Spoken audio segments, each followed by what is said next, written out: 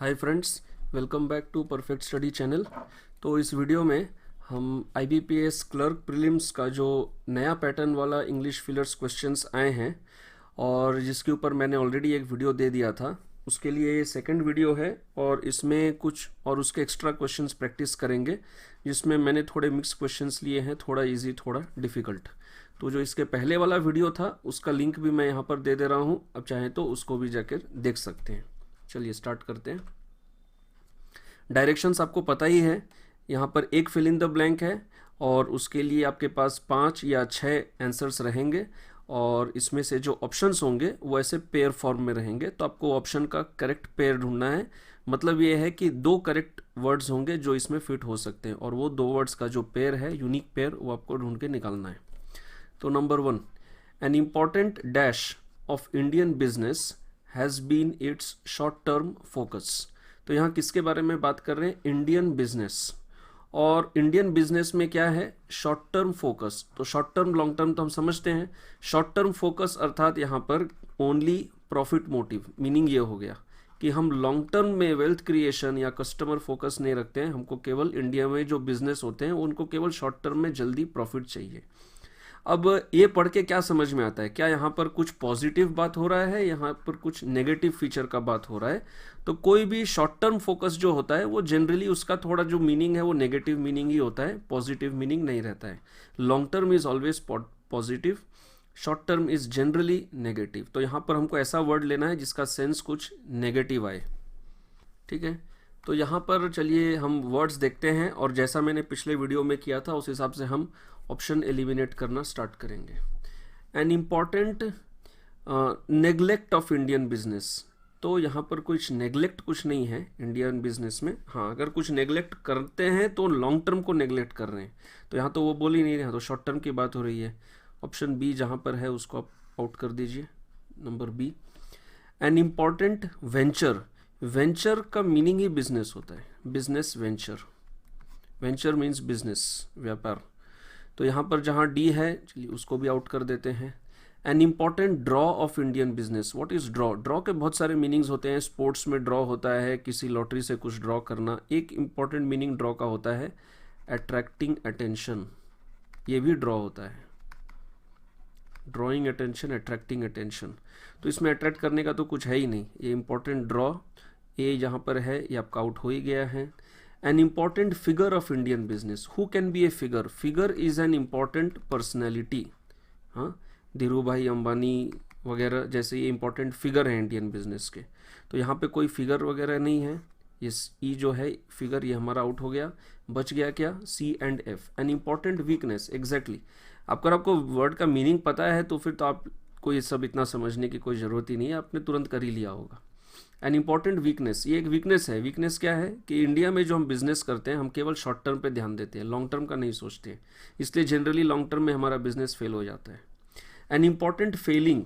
Fehling means drawback, weakness, ये भी weakness ही है। An important failing, weakness.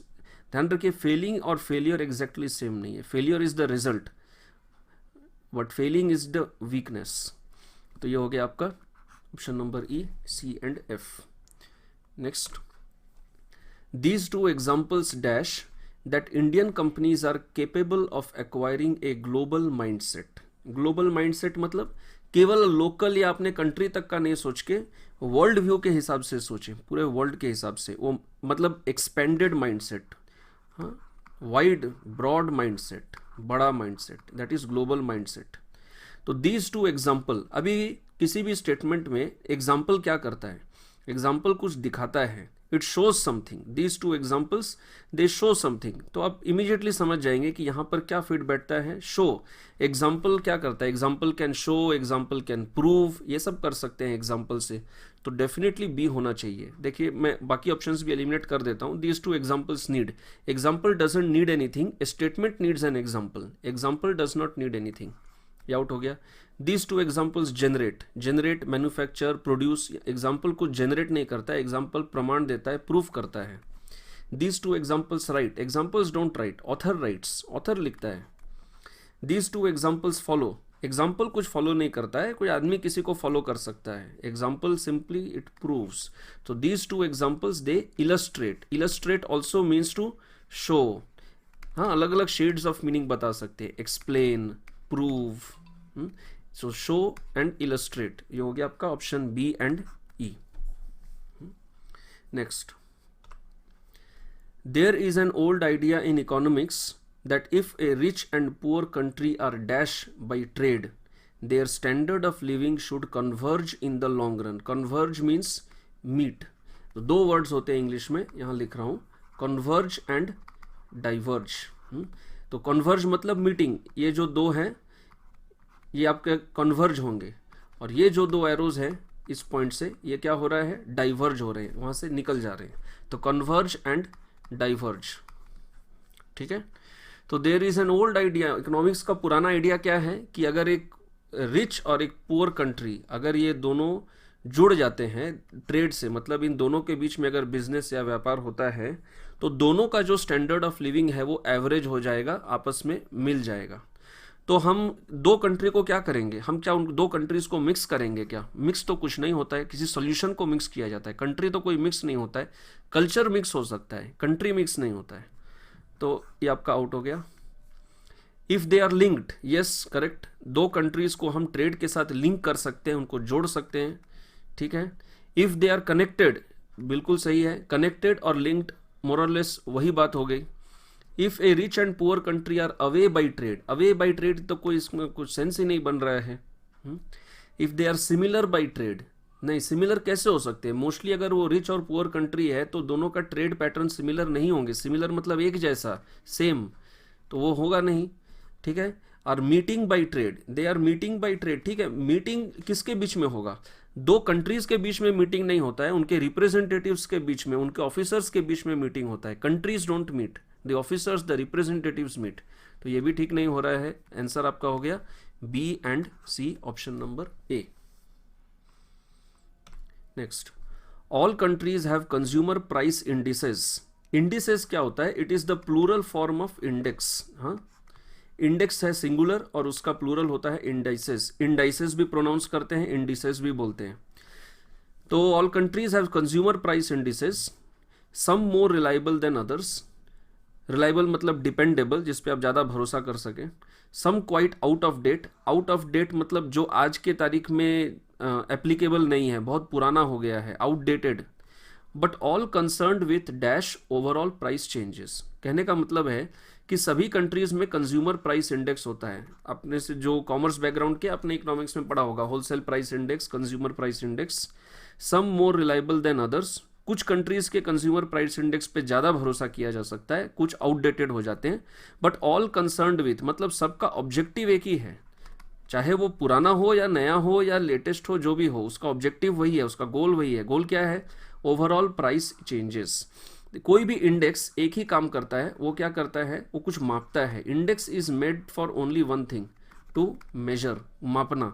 तो कंज्यूमर प्राइस इंडेक्स क्या मेजर करता है, क्या चेक करता है? ओवरऑल प्राइस चेंज, कि ओवरऑल प्राइस में क्या बदलाव हो रहा है। कंट्रोलिंग, कंज्यूमर प्राइस इंडेक्स कुछ कंट्रोल नहीं करता है। कंट्रोल गवर्नमेंट कर सकता है या मार्केट का कोई भी कर करे, चाहे गवर्नमेंट चाहे तो कर सकता है, but index can not control anything. Reducing, अगर प्राइस कम करना है तो उसके लिए गवर्नमेंट को कुछ स्टेप्स लेने होंगे, इंडेक्स को उससे कुछ काम नहीं है। Publishing, no, who will publish? A publisher, a printer, an author, वो कुछ पब्लिश कर सकते हैं, कोई बुक पब्लिश कर सकते हैं। प्राइस चेंज को कोई पब्लिश नहीं किया जाता है। टीचिंग, ठीक है, प्राइस चेंज कैसे हो रहा है वो पढ़ा सकते हैं, बट वो पढ़ाने के लिए टीचर चाहिए, प्राइस इंडेक्स नहीं। Price index is a tool, it can be used as a tool to teach, but in itself अपने आप में वो कुछ पढ़ा नहीं सकता। प्राइस इंडेक्स क्या करता है? मेजर करता है, मापता है, और कंप्यूट करता है, मतलब कैलकुलेट करता है। तो ये दोनों करेक्ट बैठते हैं, B and E. Next, by the government's dash some relief from raging price rise. Raging means sharp increase. Raging word actually किसके कॉन्टेक्स्ट में आता है? ये आता है आपका फायर। फायर इज रेजिंग, आग जब बहुत ज़्यादा बढ़ने लग जाती है तो उसको कहते हैं रेजिंग। तो raising price rise can happen any time in the next 6 months। तो गवर्नमेंट के हिसाब से जो कीमत, जो प्राइस जो इतनी ज़्यादा बढ़ रही है, वो थोड़ा कुछ उसमें हमको रिलीफ मिल सकता है, मतलब वो नीचे गिर सकता है। कब? नेक्स्ट 6 मंथ्स में। तो बाई द गवर्नमेंट्स दिस, तो गवर्नमेंट के क्या? By the governments notice. Generally government एक नोटिस देकर कोई प्राइस को कम नहीं कर सकता है, ऐसे होता नहीं है, वो इज नॉट पॉसिबल। प्राइस जो है वो मार्केट ड्रिवन है। अगर मार्केट ड्रिवन नहीं है तो फिर गवर्नमेंट को 6 मंथ्स क्यों चाहिए? गवर्नमेंट आज की आज भी कर सकता है, जैसे वो पेट्रोल का प्राइस कभी भी गिरा सकते हैं, है ना। तो यहाँ पर कोई नोटिस देने से कुछ नहीं होने वाला है। By the governments estimation, yes possible है। गवर्नमेंट ने कुछ डेटा कैलकुलेशन, कुछ स्टैटिस्टिकल कैलकुलेशन, फोरकास्टिंग, प्रिडिक्शन किया होगा, जिसके हिसाब से उनका प्रिडिक्शन बता रहा है कि नेक्स्ट 6 मंथ्स में थोड़ा रिलीफ, थोड़ी राहत मिल सकती है, possible. By the governments reckoning, तो रेकनिंग के मीनिंग क्या होते हैं? रेकनिंग के मीनिंग आपका ये हो जाता है कैलकुलेशन या जजमेंट, ये भी होता है, ओपिनियन ये भी होता है। और आप कोई भी मीनिंग ले, बिल्कुल सही बैठ रहा है, चाहे गवर्नमेंट कैलकुलेशन करके बताए या उनके ओपिनियन, कोई इकोनॉमिस्ट, कोई एक्सपर्ट हो, उनके ओपिनियन के हिसाब से बताए, बिल्कुल ये सही बैठ रहा है। बाई द गवर्नमेंट सजेशन, तो गवर्नमेंट क्या सजेस्ट कर सकता है? गवर्नमेंट ये नहीं सजेस्ट कर सकता कि आप प्राइस को कम करिए, प्राइस मार्केट ड्रिवन होता है। हाँ, गवर्नमेंट कुछ स्टेप्स लेने के लिए सजेस्ट कर सकता है, but price increase, price decrease is the outcome, वो तो एक रिजल्ट है। गवर्नमेंट को कुछ मेजर्स सजेस्ट करने पड़ेंगे, कुछ तरीके सजेस्ट करने पड़ेंगे जिससे ये रिजल्ट मिल सके, तो ये भी फिट नहीं होता है। By the government's plan some relief can happen any time, तो गवर्नमेंट का क्या यहाँ पर प्लान है? पॉसिबल है, हम देखते हैं। बाई द गवर्नमेंट्स पोस्टिंग, यहाँ पे कुछ पोस्टिंग वगैरह कुछ नहीं हो रही है। अब हमारे पास रह गए बी, सी और ई, तो हम देखते हैं यहाँ पर कौन सा फिट बैठता है। बी और डी एस्टिमेशन, ये पॉसिबल नहीं है। ए एफ तो स्ट्रेट अवे आउट है। B and D yes possible. A and D notice estimation, ये भी डी पॉसिबल है, लेकिन ए नोटिस जो है वो पॉसिबल नहीं है, ये आपका आउट हो गया। बच के आ गया बी एंड ई। प्लान भी पॉसिबल होता, हमारे ऑप्शन में बी ई आ रहा है, तो हम उसको सिलेक्ट करके आगे बढ़ेंगे। 6. What started as a matter of national pride seems to be coming in for dash from various quarters for a budget that has quadrupled 4 times, चौगुना हो गया, quadrupled, tripled 3 times, quadrupled 4 times। तो what started as a matter of national pride, मतलब कि बोल रहे हैं कि जो बजट है, ये स्टार्ट हुआ था तो एक नेशनल प्राइड था, देश के लिए गर्व की बात थी। But seems to be coming in, मतलब अब कुछ और ही दिखने मिल रहा है। शुरू हुआ था एक गर्व से, लेकिन अब जो हो रहा है वो कुछ और ही हो रहा है। तो अब जो हो रहा है वो क्या होना चाहिए? वो प्राइड का ऑपोजिट होना चाहिए, ऑपोजिट ऑफ प्राइड, है ना। सेंटेंस का जो मीनिंग निकल के आ रहा है वो ये हो रहा है कि स्टार्टिंग हुआ था प्राइड से, लेकिन अभी कुछ और हो रहा है। तो प्राइड का ऑपोजिट क्या हो जाएगा? हाँ, ऑपोजिट मैं ऐसे क्रॉस करके दिखा रहा हूँ। प्राइड का ऑपोजिट हो जाएगा शेम, है ना। जो पहले गर्व की बात थी वो अभी शर्म की बात बन गई है, क्योंकि बजट 4 गुना हो गया है। तो now it should be shame, ये करेक्ट बैठता है। बाकी ऑप्शंस भी चलिए देख लेते हैं। Seems to be coming in for feedback from various quarters. Budget is not a feedback, budget के ऊपर फीडबैक दे सकते हैं, इसलिए करेक्ट नहीं है। Seems to be coming in for since नहीं, since is always associated with a time, कोई time का बात करना होगा तो ही सिंस होगा। Seconds, seems to be coming in for seconds, यहाँ कोई टाइम फैक्टर वगैरह का कुछ बात नहीं हो रहा है, ये सब आउट है। अभी आपका बच गया seems to be coming in for quickly, no quickly यहाँ पर नहीं आएगा, तो यहाँ पर कोई क्विकली स्लोली ये सब कुछ बात नहीं हो रहा है।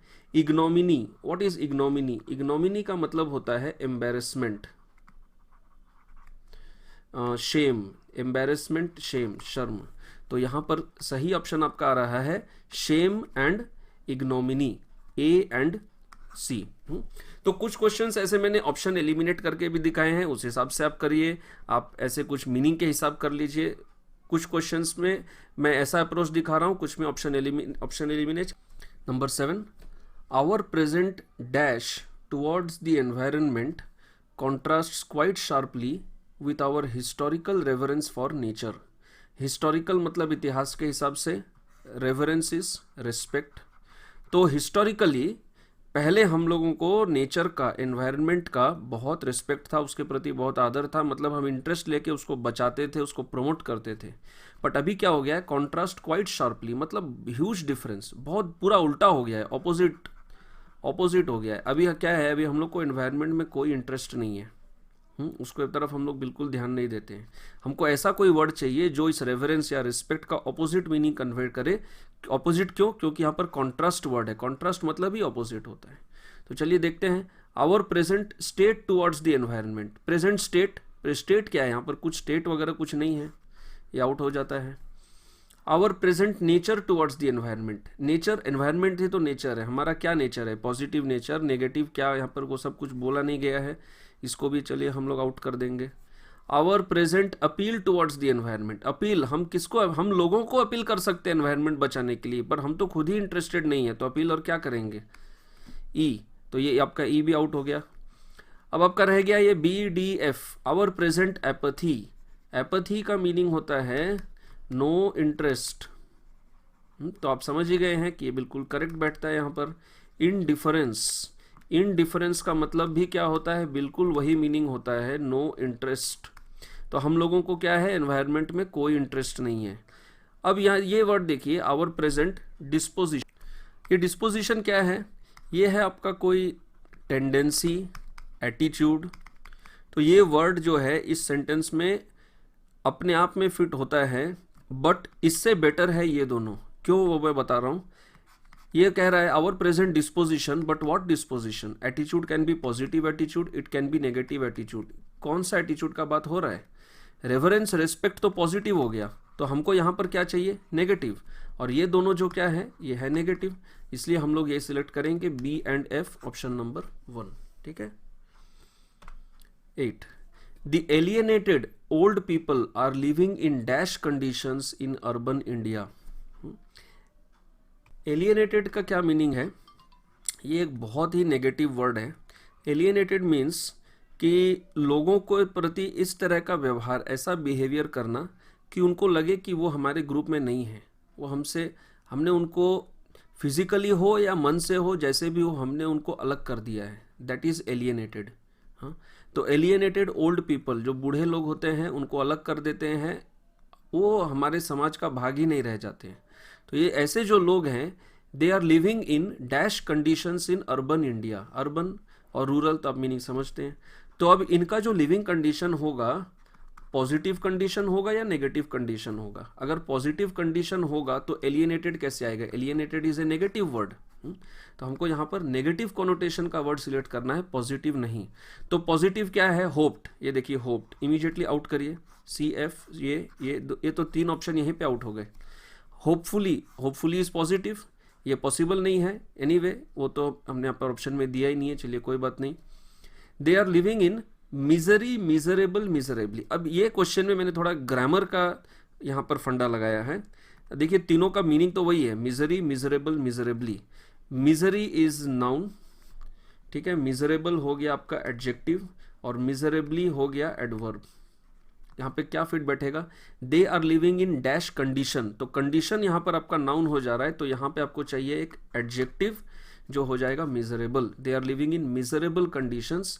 और यहाँ पर एक और वर्ड फिट आता है जो है डिसमल। डिसमल मतलब क्या होता है? कॉजिंग सैडनेस, मोर और लेस वैसा ही मीनिंग हो गया। डिसमल कंडीशन, बहुत ही बुरा कंडीशन। बी एफ, ये आपका करेक्ट आंसर आ गया। ठीक है।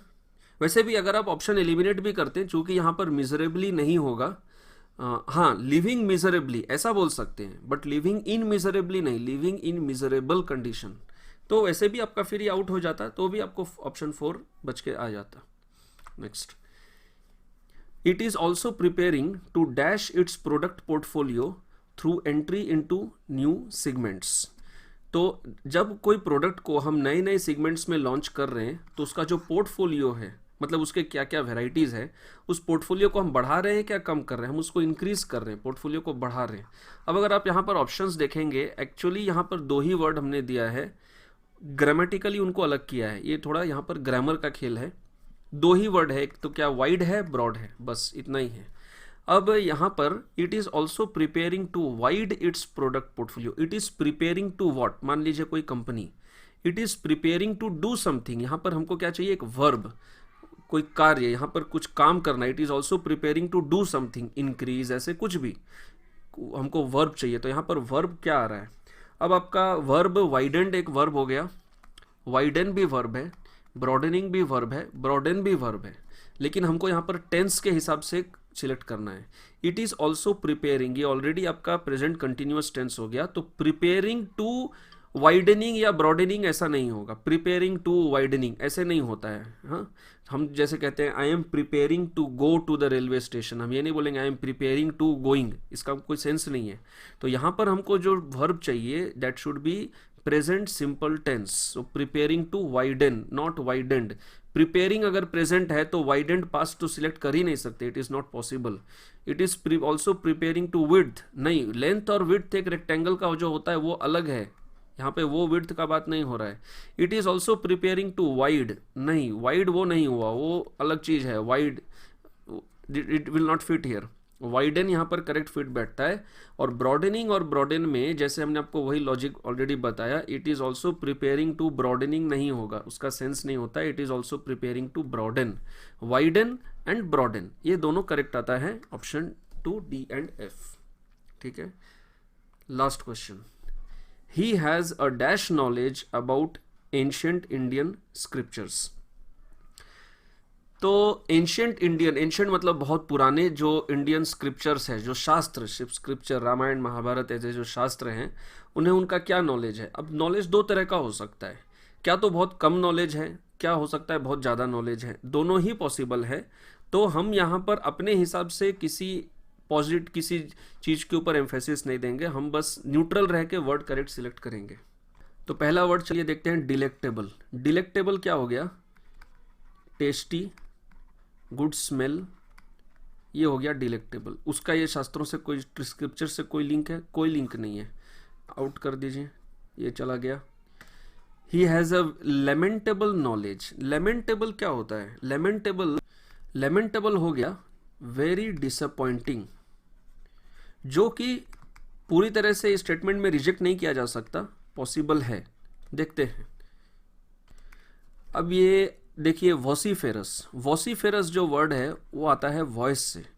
तो वॉसिफेरस क्या है, लाउड, बहुत ज़ोर ज़ोर से अपनी ओपिनियन को और अपने फीलिंग्स को कॉन्फिडेंटली बताना, वो हो गया वॉसिफेरस। उसका इस स्टेटमेंट से कोई लिंक नहीं बैठता है, इसको आउट कर देंगे। एक और ये CD, ये भी चला गया।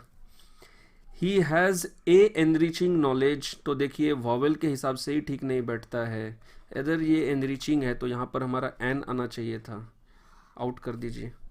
अब बच गया BED, profound, profound, vast knowledge, deep knowledge, profound, बहुत नॉलेज, करेक्ट बैठता है। He has a deep knowledge, ये भी सही है।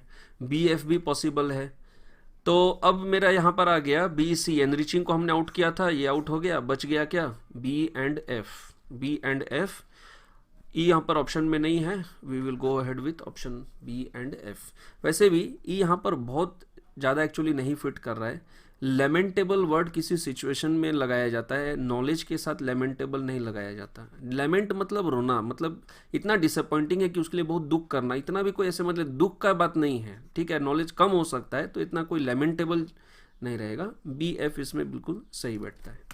ठीक है, तो आप, आई होप आपको ये जो 10 क्वेश्चंस है इनके सॉल्यूशंस और हमारा जो अप्रोच है वो अच्छा लगा होगा। हमें प्रीवियस वीडियो में बहुत अच्छा रिस्पांस मिला, इसलिए और स्टूडेंट्स ने रिक्वेस्ट किया था कि इसमें और ज़्यादा क्वेश्चंस प्रोवाइड करिए, तो वो ये आज मैंने किया है। और ट्राई करता हूँ कि जो इस वीक में जो एग्ज़ाम है उसके लिए इस तरह का और भी ज़्यादा वीडियो प्रोवाइड करूँ। और अगर आप चाहते हैं कि जो RC एक पैसेज आया था जेली फिश को लेकर फर्स्ट लॉट में, वो जेली फिश पैसेज के जो क्वेश्चंस है, अगर आपको उसका एक्सप्लेनेशन RC को कैसे समझना है वो अगर आपको वीडियो चाहिए तो आप कमेंट में बताइएगा। मुझे को पता नहीं कि एक RC का वीडियो कितना लोग देखेंगे, ध्यान से सुनेंगे, समझेंगे। आप इंटरेस्टेड है तो बताइए, मैं उसको बना के दे देता हूँ आपको। ठीक है, तो बहुत बहुत धन्यवाद। आप चैनल को सब्सक्राइब करना मत भूलिए, वीडियो को लाइक करिए, वीडियो को शेयर करिए। आपके जो भी टेलीग्राम, व्हाट्सएप, फेसबुक, इंस्टाग्राम जिस पर भी आप प्रेजेंट हैं उसको शेयर करिए। और अपना कमेंट, अपना फीडबैक, क्या टाइप का आपको वीडियो चाहिए। अगर आपको क्लरिकल के प्रीवियस ईयर्स के क्वेश्चंस के वीडियोस चाहिए, मैथ्स के टॉपिक वाइज, प्लीज़, तो वो भी मैं ये 2-3 दिन में ही ज़्यादा करके टाइम लगाकर बना के आपको दे सकता हूँ। तो आप बताइए आपको क्या चाहिए, उस हिसाब से मैं आपको बनाकर मटेरियल प्रोवाइड कर देता हूँ। तो अभी के लिए बहुत बहुत धन्यवाद, नेक्स्ट वीडियो में मिलते हैं। Thank you.